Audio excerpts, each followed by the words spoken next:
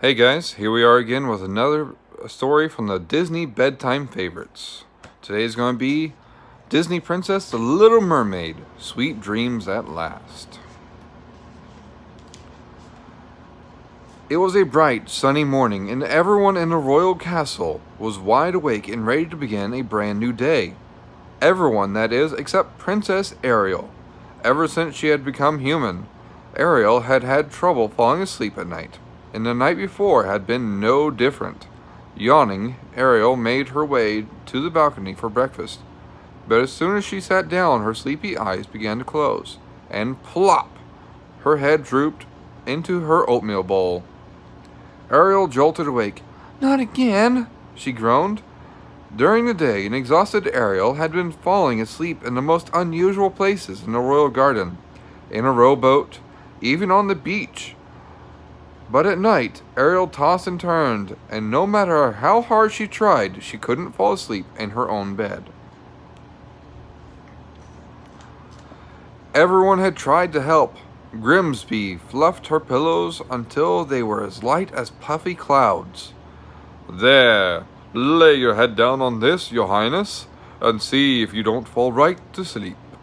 Ariel climbed into her cozy bed, but still didn't sleep. Eric suggested reading before bed, since it had always helped him sleep.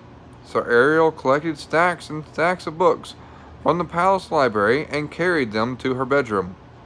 By the next morning, she had learned all about gardening, knitting, and building complicated sand castles, but she still hadn't slept a wink.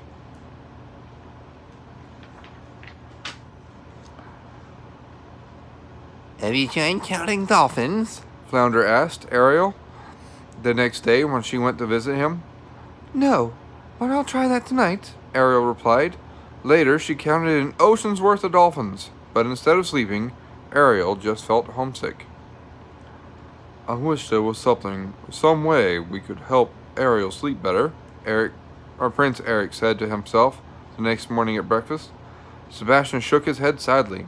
She never had trouble falling asleep in the She never had trouble falling asleep back in Atlantica, he thought. Perhaps if her new bedroom were more like her old one, Ariel's problem would be solved. That gave Sebastian an idea.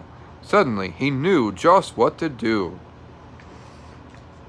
That afternoon, Prince Eric suggested that he and Ariel go out on his boat for a long, relaxing sail. "Oh, that sounds wonderful," Ariel agreed. The royal schooner was readied and the anchor was raised. Before they had even cast off, Ariel began to yawn.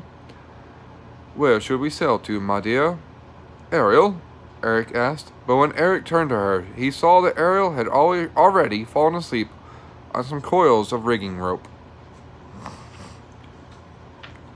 By the time Ariel and Eric returned to the castle, the sun was beginning to set, and Ariel was well rested from her long afternoon nap.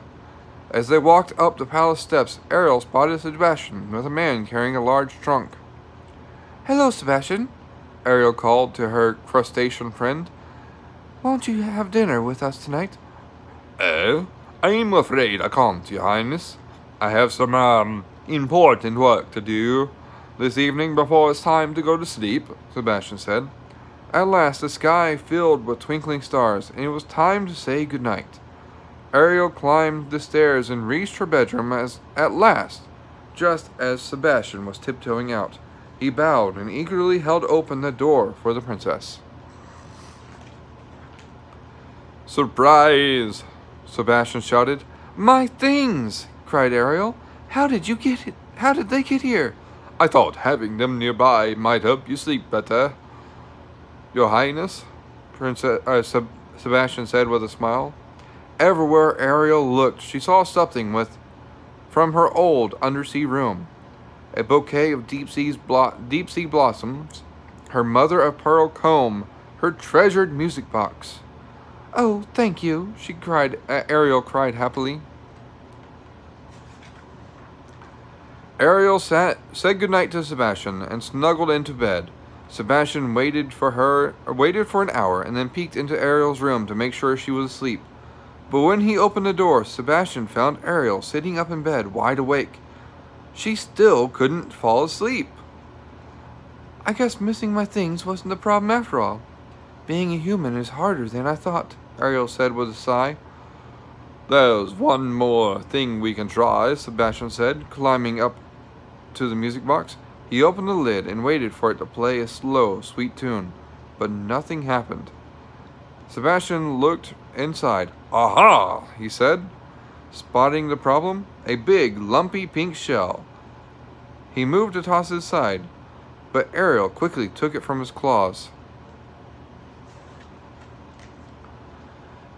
Ariel smiled as she held the shell up to her ear and heard the ocean waves.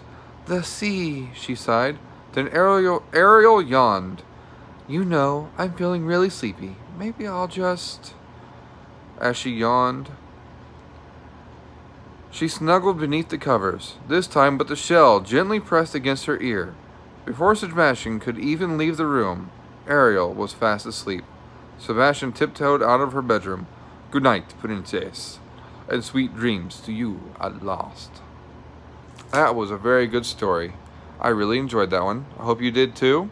See you next time. Bye.